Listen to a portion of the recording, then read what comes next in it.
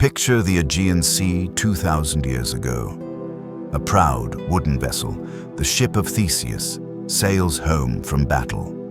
Each time rot appears, carpenters swap a plank for fresh timber. Storm after storm, voyage after voyage, every board is eventually replaced, yet sailors still salute the ship by the same name. Now step off the pier, look into a mirror and ask, if every physical piece of me can be swapped out, am I still the same person? Start with your body. Your skin renews roughly every 4 weeks. Your stomach lining sheds every few days. Red blood cells circulate for 4 months, then are recycled in your spleen. Even bone, the seeming anchor of identity, quietly dissolves and remineralizes. 10 years from now, almost none of today's calcium atoms will remain in your skeleton. But the real shock hides in your head. Proteins inside neurons degrade and rebuild constantly.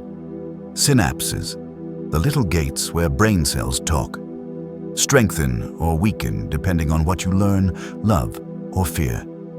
In 15 years, your cerebral plank count is essentially 0. So what keeps you?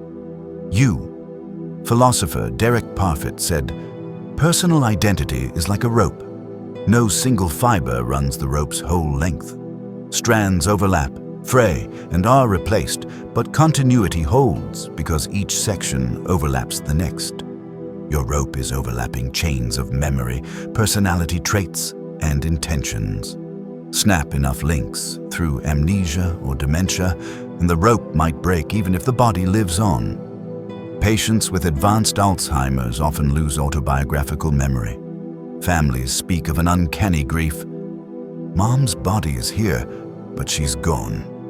The plank count remains high, yet the rope has unraveled." David Hume went further. "Peer inside," he said, "and you won't find a captain steering the ship, only a bundle of perceptions flickering in rapid succession." Modern neuroscience accidentally tested Hume in the 1960s, when surgeons severed the corpus callosum of epilepsy patients, isolating the brain's hemispheres.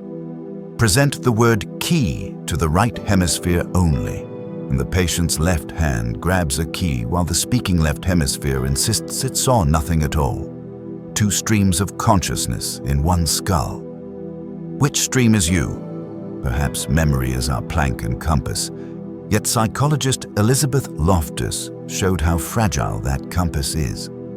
In one classic study, witnesses watched a car crash video.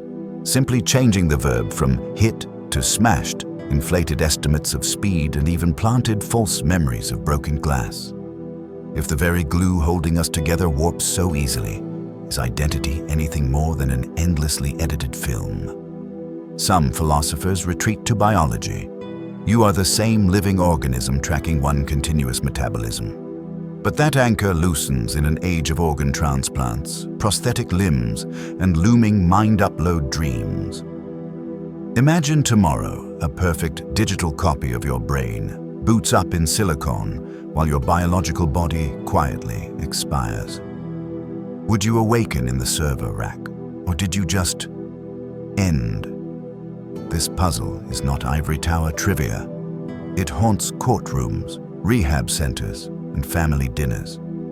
Legal systems wrestle with juvenile sentencing because neuroscientists show a teenager's prefrontal cortex, the seat of impulse control, keeps remodeling into the mid-20s.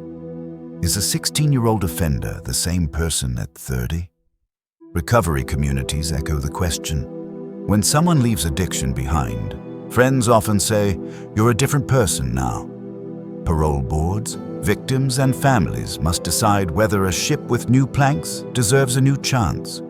Maybe the ship metaphor itself misleads us. A ship suggests solid chunks swapped in a dry dock. Human life is more like a river. Water molecules rush past, banks erode, trees fall in, yet we still call it the same river because its pattern, its course and motion persists. Likewise, your pattern is beliefs, goals, and relationships weaving through time. Lose the pattern and the name on the whole doesn't matter. Keep the pattern, and continuous change is not a threat, but the essence of being alive. Think back to your first day of school. The smell of chalk dust, a friend's grin, the clatter in the hallway. The neurons firing right now are not the ones that fired then, but the river still recognizes its source. That memory is partly invention, partly fact, entirely yours. So when you scroll your feed and see old posts you barely remember writing, don't cringe too hard. Those were the river's upstream curves. Without them, the present course wouldn't exist. Which brings us to a choice. If identity is a living pattern, you have some authorship. New habits, new values, new planks can steer the river toward kinder shores or darker ones. So here's today's challenge. Which single plank will you replace this week? A new language word, an apology long delayed, a 5-minute meditation. Share your answer below, and let's compare ship logs in a year.